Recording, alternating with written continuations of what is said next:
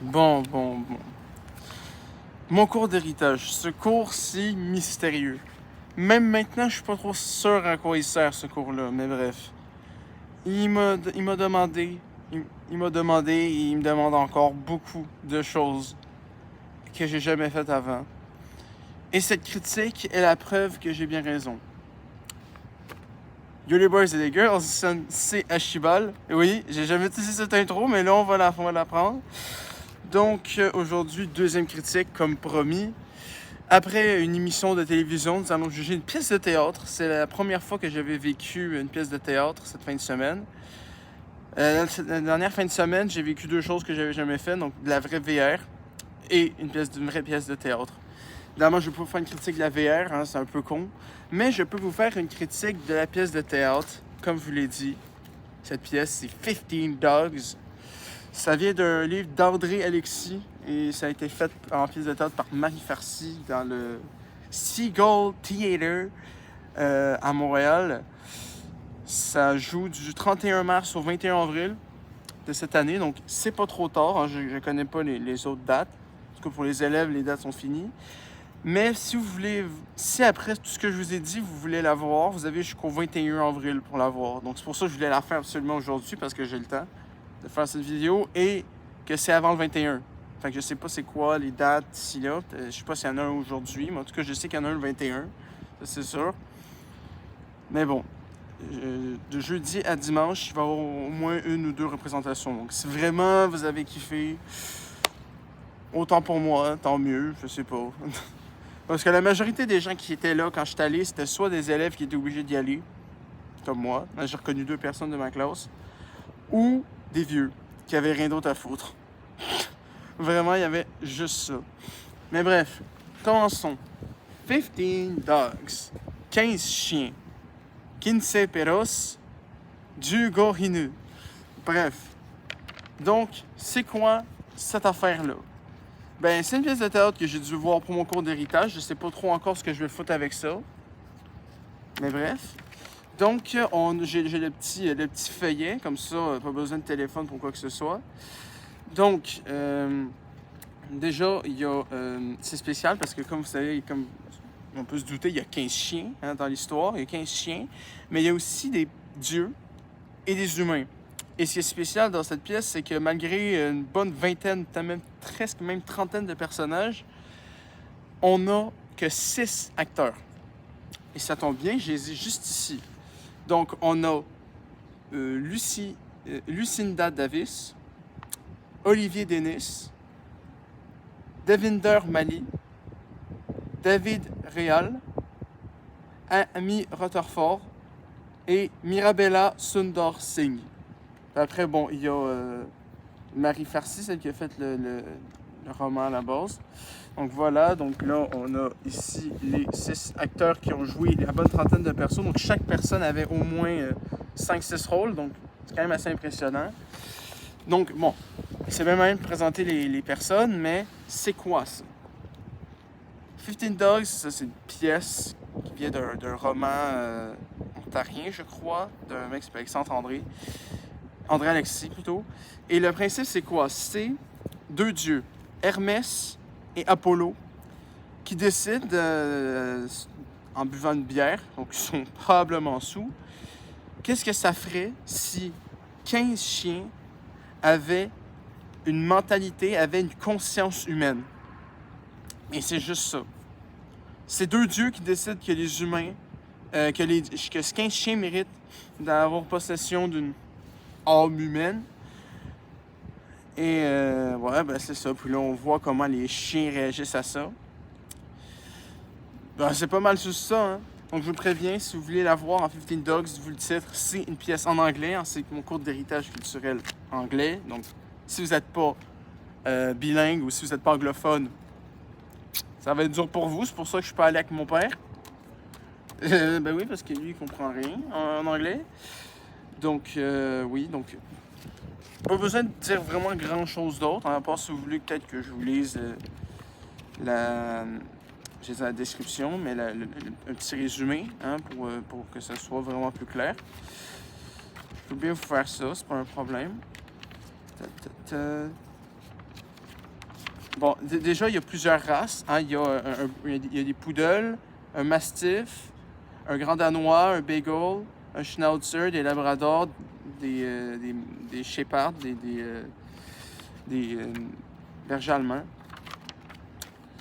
Donc, putain, j'ai pas l'impression qu'il y a vraiment de description en tant que telle. C'est la première fois pas mal que je lis ça. Fait que c'est peut-être un peu normal que je trouve pas. Hein? Mais bon, ça serait quand même le fun que je la trouve, bordel de merde. Bah ben, I guess qu'il n'y a pas de description. Fait que désolé. On va se contenter de ce que moi je vous ai dit. Hein? Donc ce que je vous ai dit, c'est ça. C'est deux dieux qui décident de mettre une conscience humaine à 15 chiens. Donc là, je me suis répété au moins 3 fois, désolé. Donc, qu'est-ce que j'ai pensé de cette pièce? Je suis mitigé. Je suis assez mitigé. Donc, pour les trucs qui sont relativement mitigés, je mets une note de 70. Donc, 3,5 sur 5, 7 sur 10, 70 sur 100, peu importe, faites comme vous voulez, mais c'est un 70 pour moi. Donc, ça veut dire qu'il y a pas mal de points positifs, mais qu'il y en a quand même quelques-unes négatives. Donc, les choses qu'on va dire. Les acteurs, les 6 acteurs que j'ai mentionnés tantôt, ils sont très investis dans leur rôle.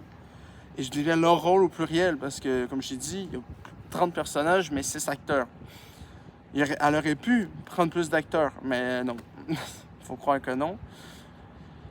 J'ai essayé le plus possible de ne pas vous spoil. Mais disons que le destin des 15 chiens est pas mal commun. Même s'il y en a que ça arrive plus tôt dans les pièces et d'autres vers la fin. Donc, ce que je veux dire, c'est que les gens qui font du théâtre sont extrêmement talentueux et ces 6-là en font pas exception. Je voyais à quel point ils étaient investis dans la pièce et comment ils n'ont jamais flanché nulle part. C'est assez extraordinaire parce que j'avais jamais vu de théâtre professionnel. J'avais déjà vu un de mes potes qui en avait fait, mais bon, c'était amateur. Mais une vraie pièce de théâtre, je n'avais jamais vu, et sans le cours d'héritage, je n'en aurais jamais vu, mais bon, j'en ai vu une. Et je me suis rendu compte à quel point ils sont talentueux, surtout à quel point ils l'ont fait souvent, fait qu'ils sont habitués à le faire.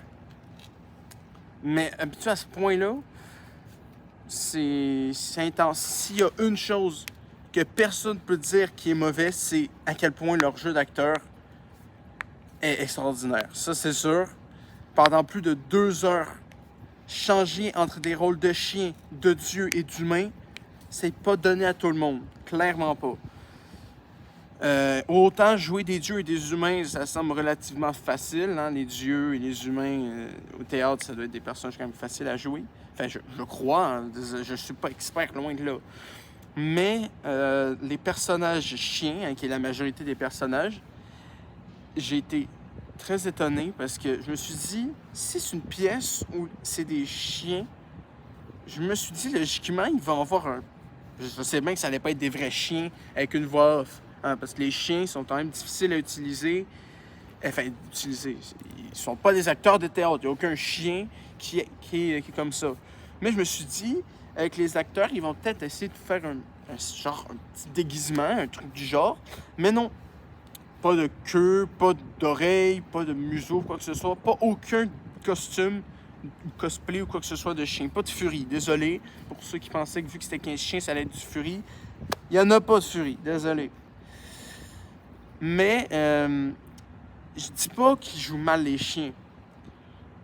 Mais il faut avouer qu'il y a certaines situations de chien, hein, dans une vie de chien, qui, quand c'est un humain qui le fait, ben, aussi crédible soit-il, aussi investi, aussi professionnel soit-il, ça peut être un peu particulier. Hein? Ceux qui sont un peu sensibles à tout ce qui est un peu malaisant, je déteste ce mot, mais voilà. Hein? Ceux qui trouvent un peu gênant le fait de voir des humains agir comme des chiens, ou pire, comme des chiens qui parlent, ben non, c'est pas pour vous. Et je dis pas que c'est un point tant négatif que ça. J'enlèverais peut-être quand même une demi-étoile pour ça, parce que même si c'est excellent, ça reste pas pour tout le monde voir des humains agir comme des chiens.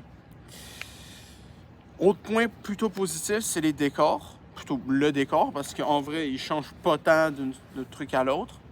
Même entre les deux entractes, ça reste relativement similaire. Mais les décors sont très bien faits et on se plonge quand même bizarrement et relativement facilement dans la pièce. Pourtant, j'aurais pas cru. Et pourtant, oui.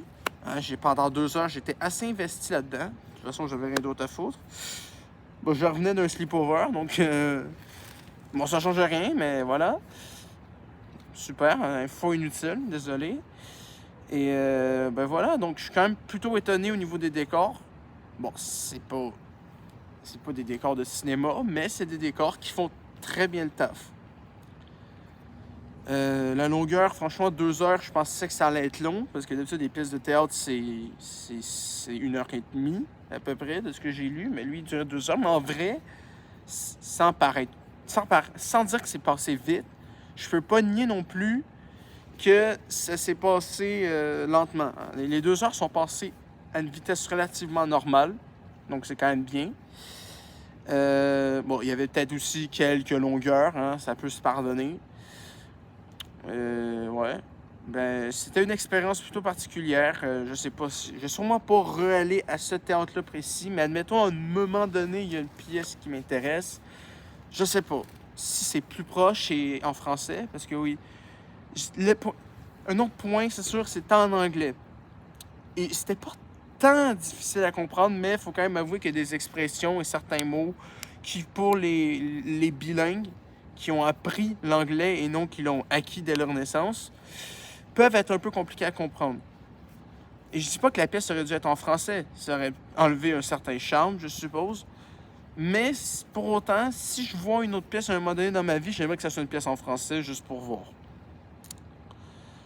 Ouais, ben, j'ai pas tant besoin de rajouter quelque chose à ça. Donc, les 3 étoiles et demie, c'est pour les décors qui sont quand même bien. Les acteurs très investis, très professionnels. Je peux pas dire si le roman est fidèle au... Je peux pas dire si la pièce est fidèle au roman, parce que j'ai pas lu le roman. Est-ce que ça me tente de lire le roman? Je sais pas. Pas tant pour l'instant. Si je le trouve, je vais sûrement vous le lire, hein, pourquoi pas. Mais voilà, donc je peux pas dire si c'est fidèle au roman ou bon, quoi que ce soit, mais de ce que j'ai entendu, c'est quand même positif comme critique, fait qu'à guess que oui. Donc, oui, ben 3,5 ça. Pour les décors, pour les jeux d'acteurs, l'histoire qui est quand même assez particulière hein, qui traite des sujets quand même plutôt divers et variés et plutôt humains. En fait, c'est ça, c'est profondément humain comme pièce au fond. Parce qu'on a des thèmes, on a genre la justice, le destin, le décès. Si on devrait vraiment mettre une conscience à des chiens, je me suis rendu compte que franchement, il faudrait vraiment, mais alors vraiment pas que mon chien parle. Ben, je le savais déjà un peu, mais avec cette pièce-là, je me suis rendu encore plus compte parce que je me suis dit, si un jour mon chien parle, tout ce qu'il va faire de sa journée, c'est m'insulter.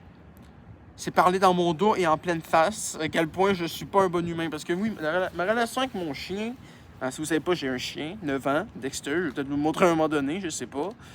Ben, c'est pas mal de l'amour-haine parce que je l'aime bien, ce chien. Je suis habitué à ce chien dans un sens. Mais dans un autre, je sais bien que, vu que je veux pas qu'il ait une vie plate, j'essaie de l'amuser un peu, mais en l'essayant de l'amuser, je me rends bien compte que je le fais chier. Mais je continue parce que je veux pas qu'il ait une vie plate. Fait que, ouais. Mais je me suis rendu compte qu'avec cette pièce-là, non, faut pas qu'il parle jamais. Faut jamais qu'Apollo et Arès, c'est ça? Hermès, il faut jamais que ces deux dieux, s'ils existent, si ce dieu existe, il faut jamais, au grand jamais de mon existence au complet, qu'il puisse doter de parole mon chien. Sinon, je vais passer des mauvaises journées. Mais ça, donc, il y a des bons thèmes, les acteurs sont investis, les décors sont bons, c'est pas trop long non plus. Mais c'est vrai que voir des humains agir en chien peut paraître un petit peu trop particulier pour quelqu'un qui est pas